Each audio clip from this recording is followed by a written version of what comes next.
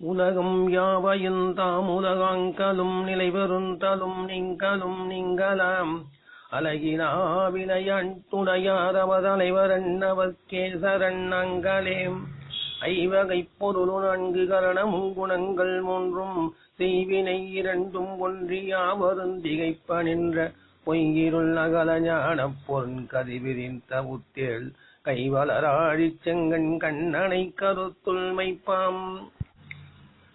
ஆன்மலாபம் கீதை காட்டும் பாதை என்ற தலைப்பிலே பகவத்கீதையின் ஸ்லோகங்களின் தமிழ் அர்த்தத்தை நாம் சிந்தனை செய்து கொண்டிருக்கின்றோம். சென்ற முறை 2வது அத்தியாயம் 44வது ஸ்லோகம் வரையில் நாம் பார்த்திருக்கிறோம். தொடர்ந்து பார்ப்போம். 2வது அத்தியாயம் சாங்கிய யோகம் 41வது ஸ்லோகம். பகவான் உபதேசிக்கின்றார், குரு வம்சத்தில் பிறந்தவனே, இந்த யோகத்தில் உறுதி கொண்டவனுக்கு புத்தி ஒன்றே.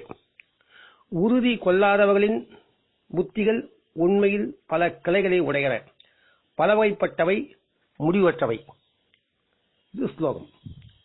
காமிய கர்மத்தில் பற்றுள்ளவர்களுக்கு புத்தி பல கிளைகளாய் பிரிந்து விடுகின்றன, நிலையான புத்தி உண்டாவதில்லை. சில பெண்கள் பேசுவதை கேட்டிருக்கிறேன். அவர்கள் கணவன் இருக்கும் போதே மற்றவர்களுடைய வயப்பட்டவர்கள்.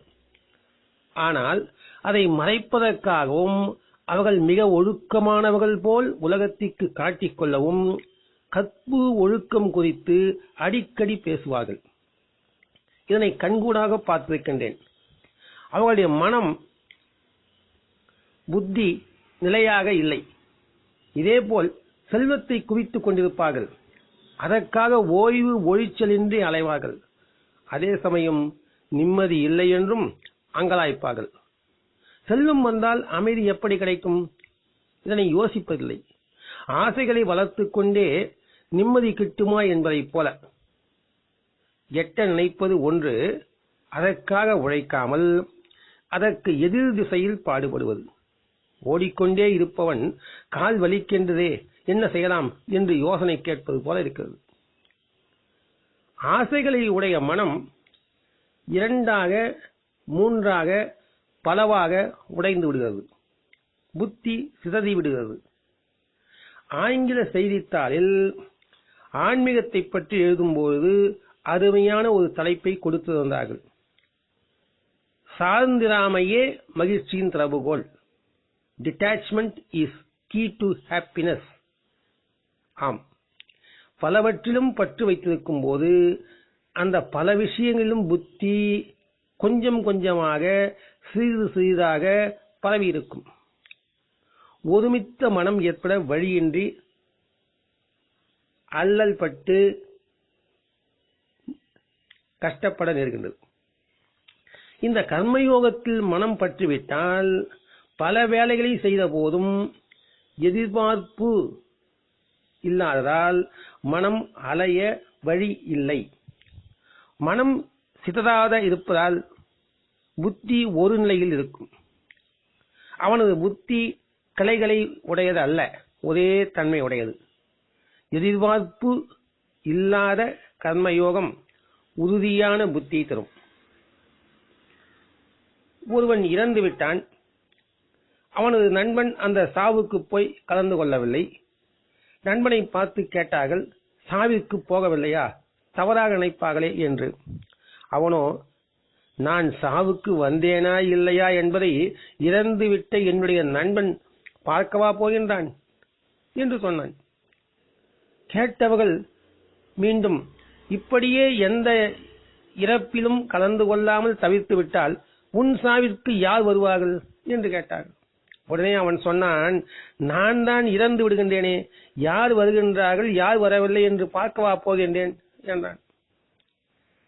இப்பொழுதெல்லாம் கோவிலுக்கு போகிறவர்களை பாருங்கள். முதலில் பிள்ளையார் கோவிலுக்கு போய் தோப்பு கரணம் போட்டுவிட்டு அம்மன் கோவிலுக்கு போவார்கள். அங்கே சுற்றிவிட்டு சிவன் கோவில், வரும் வழியில் பெருமாள் கோயில், ஆஞ்சநேயர் சன்னிதானம் என்று காலையில் எல்லா சுவாமிகளின் சன்னிகளுக்கும் சென்று கும்பிடு போட்டு வருவார். ஒரு கடவுள் வணக்கம் என்று பின்பற்றுவது மாறிவிட்டது. எந்த கடவுளாவது காப்பாற்ற மாட்டாரா என்பதே எண்ணம். பல திசைகளில் புத்தி பிரிந்து விடுகிறது. உங்களுக்கு தெரிந்த கதை ஒன்றை நினைவுபடுத்துகிறேன். பாண்டவர் கௌரவர் வில்வித்தை பயிற்சி முடிக்கும் தருவாயில் போட்டி ஒன்று வைக்கப்பட்டது. மரத்தின் உச்சியில் பொம்மையால் செய்யப்பட்ட காகம் ஒன்றை செய்து கிளையில் கட்டிவிட்டார்கள். மரக்கிளையில் வில்லில் அம்பை பூட்டி காகத்தின் கழுத்தை நோக்கி குறிவைத்து நிற்குமாறு தெரிவிக்கப்பட்டது. எல்லோரும் வில்லின் நாண் ஏற்றி அம்பினை பூட்டி குறிவைத்து நின்று விட்டார்கள். ஆச்சாரியர் ஒவ்வொருவராக வந்து அவர்களிடம் கண்ணுக்கு என்ன தெரிகிறது என்று கேட்டு பார்த்தார். எல்லோருக்கும் மரம் தெரிகிறது, கிளை தெரிகிறது, இலை தெரிகிறது, காகம் தெரிகின்றது என்று பதில் சொன்னார்கள். பார்த்தனோ அர்ஜுன் காகத்தின் கழுத்து மட்டுமே தெரிகிறது என்றான். எதை குறி வைத்து பார்க்க தெரிவிக்கப்பட்டதோ அந்த இடத்திலேயே அவன் ஒன்றி நின்று விட்டான். ஆச்சாரியர் சொன்னார், இதுதான் சிறந்த குறிபார்த்தல். மரமும் தெரிந்து, கிளையும் தெரிந்து, காகமும் தெரிந்தால் சரியாக எப்படி அம்பினை காகத்தின் கழுத்தின் மீது விட முடியும் என்று சொன்னார். புத்தி பலவற்றிலும் பாய்ந்து பரவி பற்றி இருந்தால் உறுதியான ஒருமித்த புத்தி எவ்வாறு உண்டாகும்? ஆன்மீகத்தில், பக்தியிலும், யோகத்திலும், ஞான மார்க்கத்திலும் சிறிது சிறிது பழகி வந்தால் முன்னேற்றம் ஏற்படாது. ஏன்னா ஆன்மீகத்தில், பக்தியிலும் இருக்கும், யோகத்தில் இருக்கும், ஞான மார்க்கத்தில் எல்லா வழியிலும் கொஞ்சம் கொஞ்சம் பழகி வந்தா எப்படி? தனக்கு எந்த மார்க்கம் ஏய்ந்து வருகிறது, எது ஒத்து வருகிறது, எதில் லயம் ஏற்படுகிறது என்பதை கண்டறிந்து அதில் முயற்சிக்க வேண்டும். அப்போது ஒருமித்த புத்தி தானே வரும். அடுத்த ஸ்லோகம் 42, 43, 44.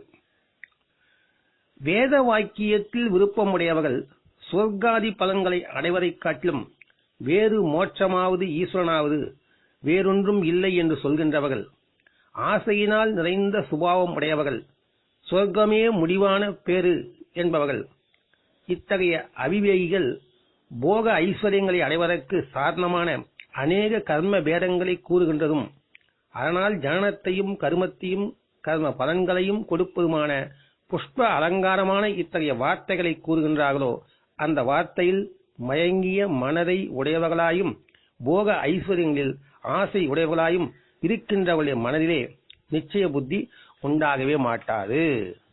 இவை ஸ்லோகங்கள். சிலருக்கு உறுதியான நிச்சயமான புத்தி உண்டாகாது. அத்தகையவர் யார் என்று பகவான் இங்கே விவரிக்கின்றார். ஆசிரியர் வகுப்பறையில் நுழைகின்றார். எல்லா மாணவர்களும் விழுந்து விழுந்து சிரித்தார்கள். ஆசிரியர் மௌனமாக நின்று விட்டார். சிரித்து முடித்ததும் கேட்டார், ஏன் சிரித்தீர்கள் என்று. மாணவர்கள் பதில் சொன்னார்கள், துன்பம் வரும் வேளையில் சிரிக்க வேண்டும் என்று வள்ளுவர் சொல்லி வைத்திருக்கிறார் அல்லவா, அதனால் சிரித்தோம் என்று. இவர்களுக்கெல்லாம் எப்படி படிப்பு வரும், புத்தி திருந்தும்? சுவர்க்கத்தை காட்டிலும் அடைய வேண்டியது ஒன்றும் இல்லை என்று சொல்கின்றவர்கள் வேதத்தின் கூற்றிலே மயங்கி விடுபவர்கள், போகத்தை தரும் விஷயங்களில் மட்டும் ஈடுபடுபவர்கள்.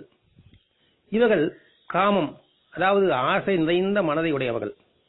இவர்கள் மீண்டும் மீண்டும் பிறப்புக்கு ஏதுவான, பிறவிக்கு காரணமான கர்ம பந்தத்தை அடைகின்றார்கள். இவர்களுடைய உள்ளத்தில் நிச்சயத்தன்மையான புத்தி உண்டாகாது என்கின்றார் கிருஷ்ணர். சற்று விரிவாக பார்க்கலாம். வேதத்தின் மொழியில் விருப்பம் என்று சொல்லும் போது கிருஷ்ணர் வேதத்தை பின்பற்றக்கூடாது என்பது போல புரிந்து கொள்ள இடம் இருக்கின்றது.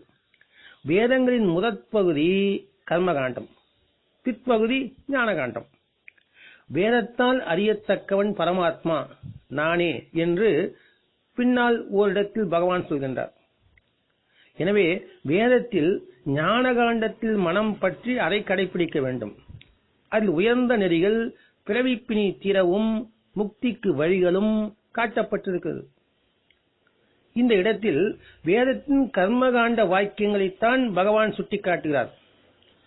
யஜ்ஞம் செய்வது, தான தர்மங்கள் செய்வது, இல்லறம் போன்றவற்றையும் சடங்குகளையும் புண்ணிய கர்மாக்களையும் கூறும் வேதத்தின் கருத்தை மட்டும் பிடித்துக் கொண்டு சொர்க்கமே முடிவானது, அதற்கு மேலானதாக அடையக்கூடியது ஒன்றுமில்லை என்று நினைப்பவர்கள் மிகவும் அற்புதமாக அலங்காரமான மனதை கவரும் வார்த்தைகளை எடுத்துச் சொல்வார்கள்.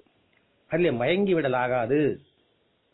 அப்படியானால் வேதத்தின் கர்மங்களை அனுஷ்டிக்க கூடாதா என்ற கேள்வி எழுகிறது. காமம் நிறைந்த மனதோடு கடைபிடித்தால் மீண்டும் பிறவிக்கு வித்திட்டுவிடும். எந்த செயலானாலும் வேதமே சொன்னாலும் அதில் காமம் இன்றி நிஷ்காமியமாக செய்தால் முக்திக்கு அனுகூலமாகும். நிஷ்காமியமான செய்கையில் புண்ணிய பாவங்கள் அதன் பாதிப்பு ஏற்படுவதில்லை. இதனால் அந்த வினைகள் செயல்கள் பிறவிக்கு காரணமாக அமைவதில்லை. மனைவி, மக்களை, உறவினர் இவர்களை மகிழ்விக்க தக்க கர்மத்தை மட்டும் செய்பவர்கள்.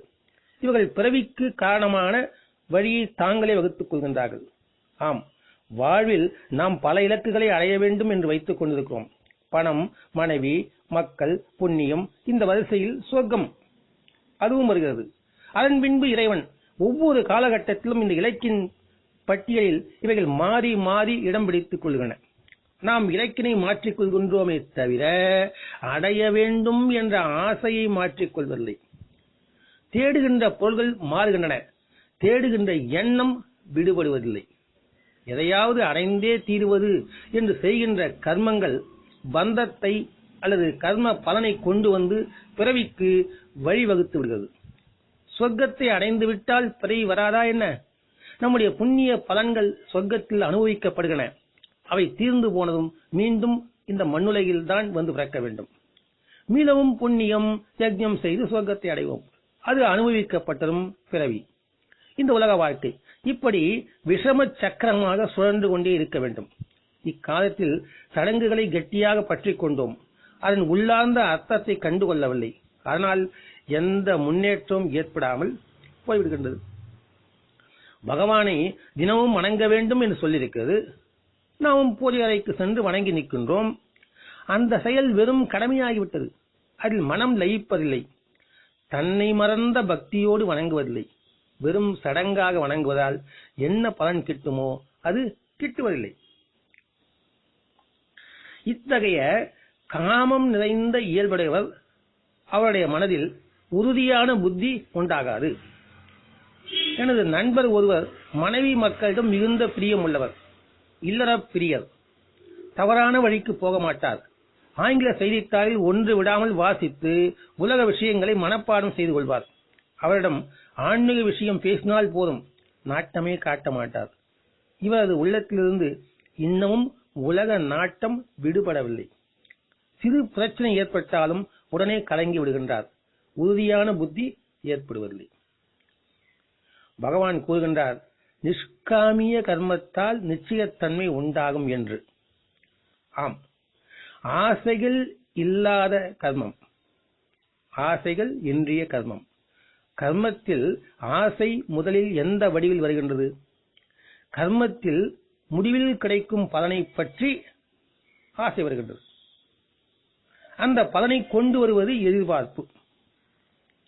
இந்த எதிர்பார்ப்பு இல்லையெனில் எது கிடைக்கிறதோ அது திருப்தி ஏற்பட்டுவிடும். எதிர்பார்ப்பு இருந்தால் எவ்வளவு கிடைத்தாலும் இன்னும் சற்று கூடுதலாக கிடைத்திருந்தால் மொத்த கஷ்டமும் நீங்கி இருக்குமே என்றே மனம் கணக்கு போடும். கிடைப்பதெல்லாம் எதிர்பார்ப்பு என்ற கோட்டின் முன்னதாக சிறியதாகவே தோன்றும். எதிர்பார்ப்பு என்பதே கிடைத்தது போதுமானதா, சிறியதா, பெரியதா என்பதை அளக்கும் அளவுகோலாக இருக்கின்றது. அளவுகோலே இல்லை என்றால் கிடைத்ததில் சந்தோஷமே. கிடைக்காவிட்டாலும் மனம் கவலைப்படுவது இல்லை. படவும் வழி இருக்காது. ஏன்? அளவுகோலே இல்லை. எதிர்பார்ப்பு என்ற அளவுகோல் இல்லாமல் போய்விட்டால் கஷ்டமே வராது. செயல் செய்ய வேண்டியது கடமை, செய்துவிட்டோம். நமக்கு என்ன தர வேண்டும் என்பதை பகவான் அறிவான். நமக்கு எது பொருத்தமானதோ, எது உசிதமானதோ அதையே அவன் தருவான். மனம் துன்பத்தினால் அலைப்பாயாது. எனவே இந்த எதிர்பார்ப்பு பலன் என்ற அளவுகோலையே நிஷ்காமிய கர்மம் உடைத்து விடுகிறது. காமம் அழிந்துவிட்டு செய்கை மற்றும் செயலாற்ற பழகிக் கொண்டால் உறுதியான புத்தி அலைந்து போகாது. புத்தி அலையாது. நிச்சய புத்தி இன்றேல் கலங்கி போக நேரிடும். கலங்கிய மனதோடு தினமும் வாழ்க்கையை நடத்தினால் பிரச்சனைகள் அதிகமாகும். மேன்மேலும் பாவத்தை சேர்த்துக் கொள்வோம், நிம்மதியை இழந்து விடுவோம். தொடர்ந்து பார்ப்போம். ஓம் தத் சத் ஸ்ரீ கிருஷ்ணாய பரபிரம்மணே நமக.